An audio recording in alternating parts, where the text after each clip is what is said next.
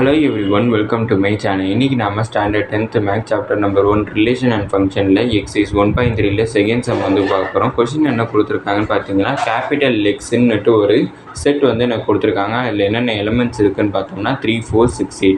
அடுத்தது கொடுத்துருக்க ரிலேஷனை வந்து ஆறுன்னுட்டு கன்சிடர் பண்ணியிருக்காங்க. அந்த ரிலேஷனை வந்து செட் பில்டர் ஃபார்மில் கொடுத்துருக்காங்க.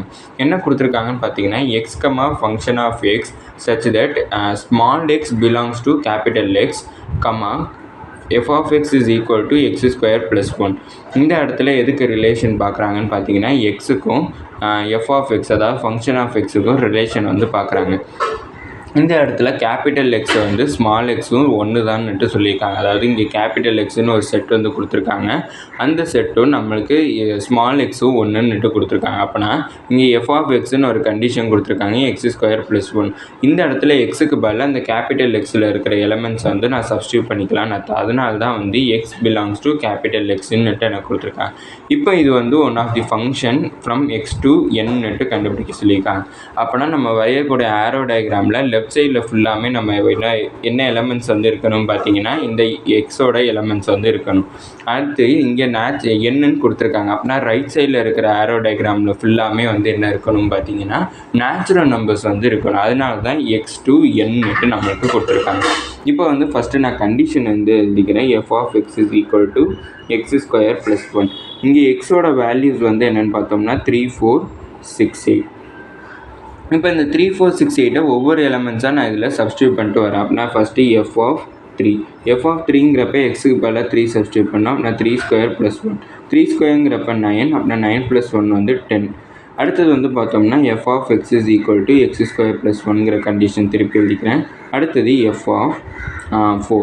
எஃப் ஆஃப் 4ங்கிறப்ப 4 ஸ்கொயர் ப்ளஸ் 1. 4 ஸ்கொயர் பண்ணால் எனக்கு 16. அப்படின்னா 16 ப்ளஸ் 1 வந்து பார்த்தோம்னா 17. அப்படின்னா F of X is equal to X square plus 1ங்கிறது கண்டிஷன். அடுத்தது எஃப் ஆஃப் 6 வந்து கண்டுபிடிக்கணும். அப்படின்னா 6 ஸ்கொயர் ப்ளஸ் 1. 6 ஸ்கொயர் பண்ணால் 36. 36 ப்ளஸ் 1 வந்து 37. அடுத்தது F of X is equal to X square plus 1ங்கிறது கொடுத்துருக்க கண்டிஷன். அப்படின்னா எஃப் ஆஃப் 8 வந்து கண்டுபிடிக்கணும். அப்படின்னா 8 ஸ்கொயர் ப்ளஸ் 1. 8 ஸ்கொயருங்கிறப்ப 64 ப்ளஸ் 1 வந்து 65. இப்போ நம்ம வந்து கொடுத்துருக்க கண்டிஷனில் வந்து எக்ஸோட வேல்யூஸ் வந்து சப்ஸ்டியூட் பண்ணிட்டோம். எனக்கு கிடச்சிருக்கக்கூடிய ஆன்சர் வந்து பார்த்தோம்னா 10, 17, 34, 65. நாலுமே டிஃப்ரெண்ட் நம்பருங்கிறப்ப டிஃப்ரெண்ட் அவுட்புட் தான் வந்து எனக்கு கிடச்சிருக்கு. இங்கே 3, 4, 6, 8ங்கிறது இன்புட். இந்த இன்புட்டுக்கு டிஃப்ரெண்ட் அவுட்புட் வந்து கிடச்சிருக்கு. டிஃப்ரெண்ட் அவுட்புட் கிடச்சிருக்குங்கிறப்ப எனக்கு இது ஃபங்க்ஷனாக தான் இருக்க முடியும். அதனால் இட் இஸ் அ ஃபங்க்ஷன் அப்படின்னு எழுதிக்கிறோம். ஒரு ஃபங்க்ஷனாக இருக்கணும்னா ஒரு இன்புட்டுக்கு ஒரு அவுட்புட் மட்டும்தான் இருக்கணும். அப்படி இருந்துச்சுன்னா தான் அது ஒரு ஃபங்க்ஷன். அதனால் இதுக்கு ஒவ்வொரு இன்புட்டுக்குமே வந்து ஒவ்வொரு தனித்தனியாக அவுட்புட் தான் வந்து கிடச்சிருக்கு. எதுவுமே சேமாக இல்லை. அதனால இட் இஸ் அ ஃபங்க்ஷன் நான் எழுதியிருக்கேன். இதோட இந்த வீடியோ முடிஞ்சிச்சு. மறக்காமல் நம்ம சேனலை சப்ஸ்கிரைப் பண்ணி சப்போர்ட் பண்ணுங்கள். நீங்கள் கொடுக்கக்கூடிய ஒவ்வொரு சப்ஸ்கிரைபும் எனக்கு மிகப்பெரிய சப்போர்ட்டாக இருக்கும். தேங்க்யூ. உங்களுக்கு ஏதாச்சும் டவுட் இருந்துச்சுன்னா கண்டிப்பாக கமெண்ட் பண்ணுங்கள். அதுக்கப்புறம் இந்த வீடியோ பிடிச்சிருந்துச்சுனாலும் லைக் பண்ணுங்கள்.